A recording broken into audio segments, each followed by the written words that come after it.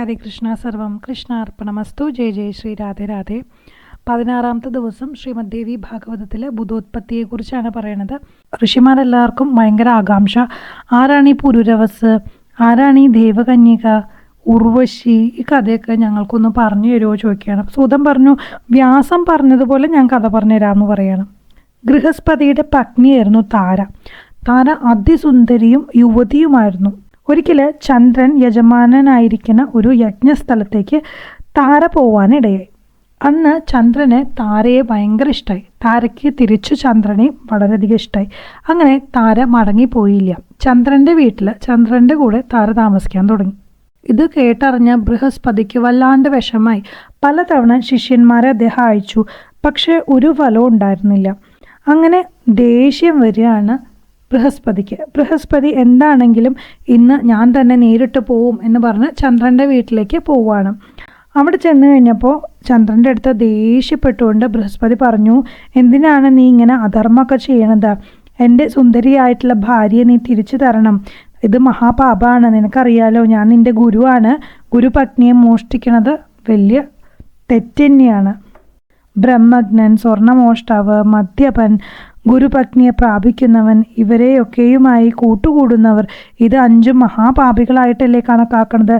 നീയും അത്ര ഒരു മഹാപാപിയായിട്ടിരിക്കണു. ഇപ്പോൾ തന്നെ നീ എൻ്റെ ഭാര്യ എനിക്ക് വിട്ടു തരണം എന്ന് പറയാണ്. അല്ലാന്നുണ്ടെങ്കിൽ ഗുരുപത്നിയെ കട്ടവൻ എന്ന പേര് നിനക്ക് കിട്ടും ചന്ദ്ര എന്ന് ബൃഹസ്പതി പറഞ്ഞു. ഇതൊക്കെ കേട്ട് ചന്ദ്രൻ പറഞ്ഞു, ധർമ്മിഷ്ഠരായിട്ടുള്ള ബ്രാഹ്മണർക്ക് ഒരിക്കലും ദേഷ്യം വരിയില്ല. അതുമാത്രമല്ല, അങ്ങനെ ദേഷ്യം വരണവർ പൂജാർഹരായിട്ടുള്ളവരുമല്ല. ഈ സുന്ദരി ഇവിടെ അവളുടെ ഇഷ്ടപ്രകാരം നിൽക്കുന്നതാണ്. അവളുടെ സ്വന്തം ഇഷ്ടപ്രകാരം നിന്റെ വീട്ടിലേക്ക് തിരിച്ചെത്തും എന്ന് ബൃഹസ്പതിയോട് ചന്ദ്രൻ പറയാണ്. അത് കഴിഞ്ഞപ്പോൾ ചന്ദ്രൻ ചോദിച്ചു, ഇവിടെ നിന്നപ്പോൾ എന്താ കുഴപ്പം? അവളിവിടെ നല്ല സന്തോഷവതിയായിട്ട് എൻ്റെ കൂടെ കഴിയുന്നുണ്ട് എന്നൊക്കെ പറയുകയും മുനി ഇതൊക്കെ കേട്ട് തിരിച്ചു പോവുകയും ചെയ്തു. കുറച്ച് നാൾ കഴിഞ്ഞു പോയി. താര വീണ്ടും വീട്ടിലെത്തിയിട്ടില്ല. മുനിക്ക് വീണ്ടും ദേഷ്യം വന്നു. മുനി വീണ്ടും ചന്ദ്രൻ്റെ അടുത്തേക്ക് പോയി. ഇത്തവണ അദ്ദേഹം ചെന്നതും ദ്വാരപാലകന്മാർ അദ്ദേഹത്തെ അകത്തേക്ക് കടത്തിവിട്ടില്ല.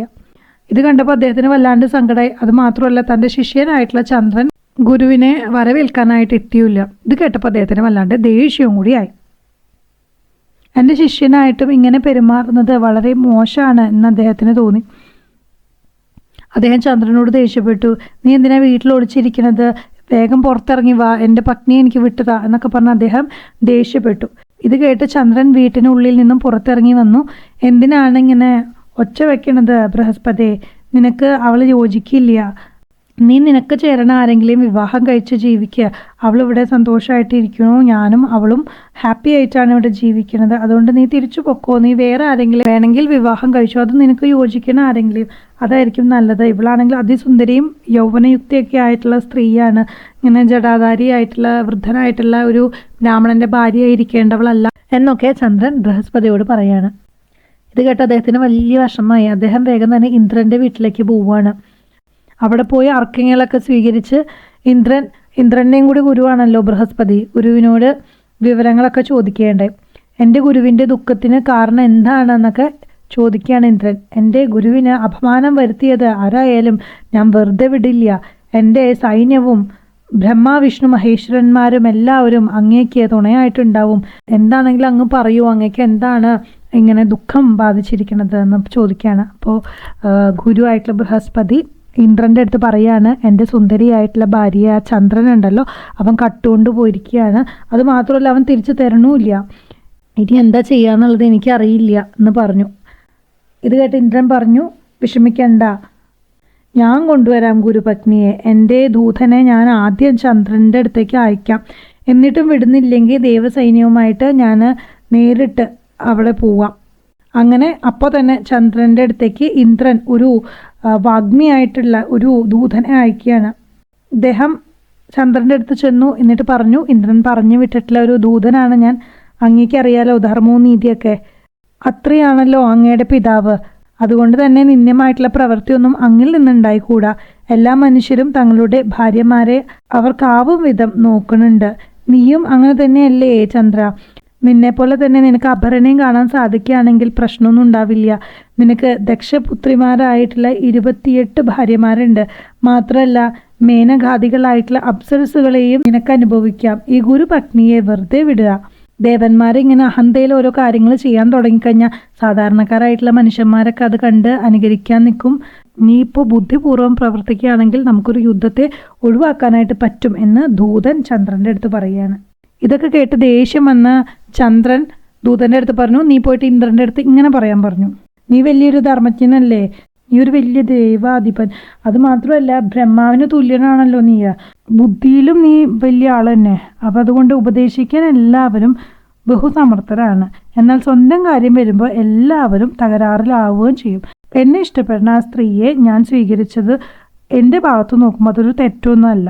അപ്പോൾ ഇദ്ദേഹം പറഞ്ഞു, എൻ്റെ അടുത്ത് താരയ്ക്കാണെങ്കിൽ വലിയ പ്രേമുണ്ട്, ഗുരുവിനോടാണെങ്കിൽ താരയ്ക്ക് പ്രേമില്ല, പിന്നെ എന്നെ സ്നേഹിക്കുന്ന ഒരാളെ ഞാൻ ഉപേക്ഷിക്കുന്നത് തെറ്റല്ലേ, അതുകൊണ്ടാണ് ഞാൻ അവളെ വീട്ടിൽ നിർത്തിയിട്ടുള്ളത്. ഒരു ഗാർഹസ്ഥ്യൻ്റെ തുടക്കം എന്ന് പറയുന്നത് അനുരാഗത്തിൽ നിന്നാണ്. ഈ ബൃഹസ്പതി തൻ്റെ അനുജൻ്റെ ഭാര്യയായിട്ടുള്ള മമതയെ ഒരിക്കൽ കാമിച്ചിട്ടുണ്ട്. ആ വെറുപ്പിലാണ് താരയ്ക്ക് മുനിയോടുള്ള അനുരാഗം ഇല്ലാണ്ടായത്.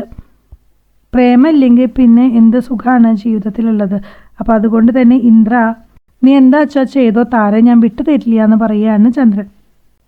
അങ്ങനെ ദൂതൻ ഈ കാര്യമൊക്കെ പോയി ചന്ദ്രൻ ഇങ്ങനെയൊക്കെ പറഞ്ഞു എന്നുള്ളത് ഇന്ദ്രനെ അറിയിച്ചു.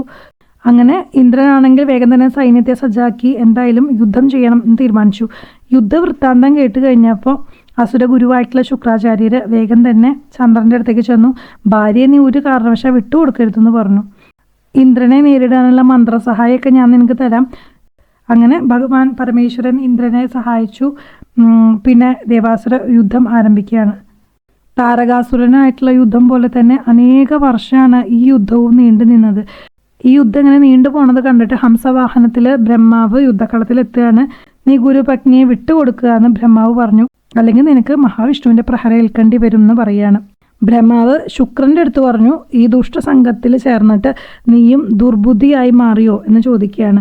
ശുക്രൻ ഉടനെ തന്നെ ഗുരുപത്നിയെ വിട്ടുകൊടുക്കാനായിട്ട് ചന്ദ്രനെ ഉപദേശിക്കുകയാണ്. അങ്ങനെ ചന്ദ്രൻ ഗുരുവിനെ അനുസരിച്ച് ഗർഭിണിയായിട്ടുള്ള താരയെ ബൃഹസ്പതിക്ക് വിട്ടുകൊടുത്തു എന്നാണ് പറയുന്നത്. മുനിയാണെങ്കിൽ വളരെയധികം സന്തോഷവാനായി. കാലം കുറേ കഴിഞ്ഞപ്പോൾ താരയ്ക്ക് ചന്ദ്രനെ പോലെ തേജസ്സുള്ള ഒരു പുത്രൻ ജനിച്ചു. ഗുരു ജാതകർമ്മങ്ങളെല്ലാം യഥാവിധി നടത്തുകയും ചെയ്തു. ഈ പുത്രജന്മ വൃത്താന്തം നമ്മുടെ ചന്ദ്രൻ അറിയാണ്. അതറിഞ്ഞിട്ട് ചന്ദ്രൻ ഗുരുവിൻ്റെ അടുത്തേക്ക് ദൂതനെ അയക്കുകയാണ്. ഇവൻ നിന്റെ പുത്രനല്ല, എൻ്റെ വീര്യത്തിൽ നിന്നും ജനിച്ചവനാണല്ലോ, പിന്നെ നീ എന്തിനാണ് ഈ ജാതകർമ്മങ്ങളൊക്കെ ചെയ്തതെന്ന് ഗുരുവിനോട് ചോദിക്കുകയാണ്. ഗുരു പറഞ്ഞു, ഇത് എൻ്റെ പുത്രൻ തന്നെയാണ്, എനിക്കതിൽ സംശയമൊന്നുമില്ല എന്ന് ഗുരു പറഞ്ഞു. അങ്ങനെ അവർ രണ്ടുപേരും തമ്മിൽ വാഗ്വാദങ്ങളായി. ദേവാസുര യുദ്ധം വീണ്ടും ഉണ്ടാവുന്നുള്ള അവസ്ഥ വരെ എത്തി.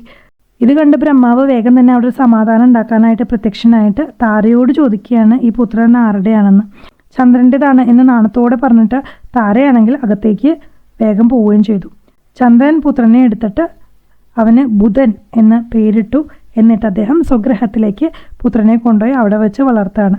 അങ്ങനെ ഇതാണ് ഇന്ദുവിന് വ്യാഴക്ഷേത്രത്തിൽ ബുധൻ പിറന്ന കഥ. അടുത്ത കഥയായിട്ട് അടുത്ത ദിവസം കേൾക്കാട്ടോ. സർവം ശ്രീ ലളിതാംബികയുടെ തൃപ്പാദത്തിൽ സമർപ്പിക്കുകയാണ്. സർവം ശ്രീ മഹാവിഷ്ണുവിൻ്റെയും ശ്രീ ശങ്കരൻ്റെയും തൃപ്പാദത്തിൽ സമർപ്പിക്കുകയാണ്. സർവം കൃഷ്ണാർപ്പണമസ്തു. ജയ ജയ ശ്രീ രാധേ രാധേ.